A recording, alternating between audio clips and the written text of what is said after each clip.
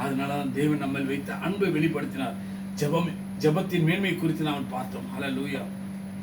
தூங்காமல் ஜெபிக்க வரும் தாங்கப்பா, விழித்திருந்து ஜெபிக்க வரும் தாங்கப்பா, தூங்காமல் ஜெபிக்க வரும் தாங்கப்பா. நாங்கள் தூங்கினால் எதிரி களை விதைப்பான், ஜெபிக்க மறந்தால் எதிரி ஜெயம் எடுப்பான். தூங்காமல் ஜெபிக்க வரும் தாங்கப்பா. உடலை ஒடுக்கணும், உணவை குறைக்கணும், பேச்சை நிறுத்தணும், பலத்தில வளரணும். தூங்காமல் ஜெபிக்க வரும் தாங்கப்பா. அண்ணாலை போல கண்ணீரை வெடிக்கணும், சாமுவேலை போல எழுப்புதல் காணும் வரை இதயத்தை ஊற்றணும். தூங்காமல் ஜெபிக்க வரும் தாங்கப்பா. தானியேலை போல துதிக்கணும் ஜெபிக்கணும், சிங்கங்களின் வாய்களை தினம் தினம் கட்டணும். தூங்காமல் ஜெபிக்க வரும் தாங்கப்பா. பவுலை போல சிறையில ஜெபிக்கணும், கதவுகள் திறக்கணும், கட்டுகள் நீங்கணும். தூங்காமல் ஜெபிக்க வரும் தாங்கப்பா. நாங்க தூங்கினால் எதிரி களை விதைப்பான், ஜெபிக்க மறந்தால் எதிரி ஜெயம் எடுப்பான். தூங்காமல் ஜெபிக்க வரும் தாங்கப்பா.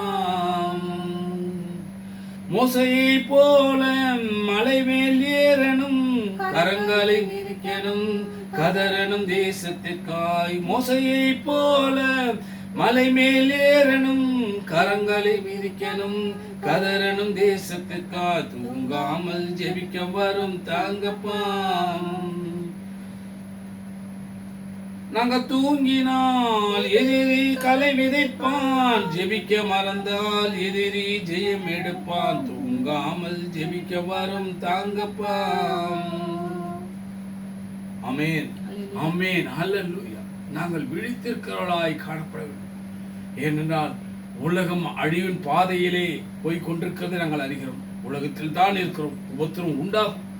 உலகத்தை நாங்கள் ஜெயிக்க முடியாது. கர்த்தராகிய இயேசு கிறிஸ்து நம்மளோடு கூட இருக்க முடியாது. அவர் நம்மளோடு கூட அசைவாடுகிறார். அவரோடு கூட நாங்கள் வாழ்கிறோம் என்பதை நாங்கள் உணர்கிறோம். அவர் நம்மளை அப்பா கரம்பிடித்து நடத்துகிறார்.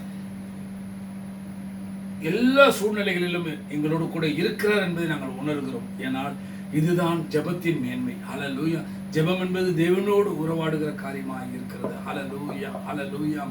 ஏனென்றால் ஆமென், ஹல்லேலூயா. தேவன் இல்லை என்றால் நாம் இல்லை என்பதை நாம் உணர வேண்டும். ஹல்லேலூயா.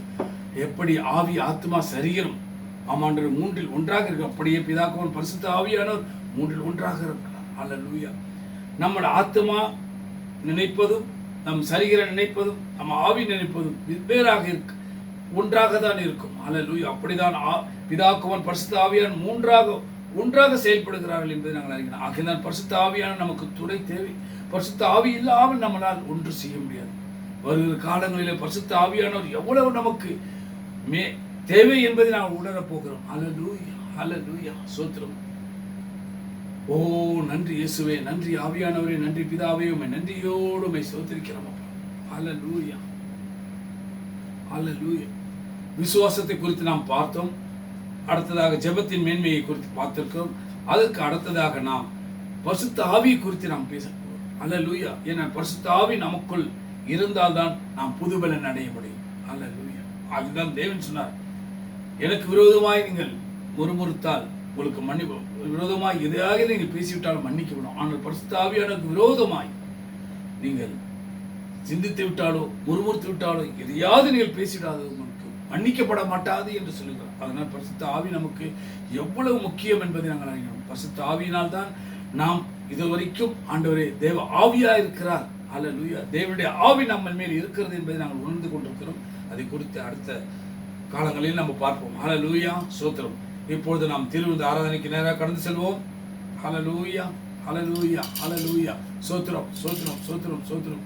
ஹல்லேலூயா, ஸ்தோத்திரம். ஆண்டவரே நன்றி இயேசுவே, நன்றி ஆவியானவரே, நன்றி பிதாவே, உம்மை நன்றியோடு உம்மை ஸ்தோத்திரிக்கிறோம் அப்பா, துதிக்கிறோம் ராஜா, உம்மை போற்றுகிறோம், உம்மை வாழ்த்து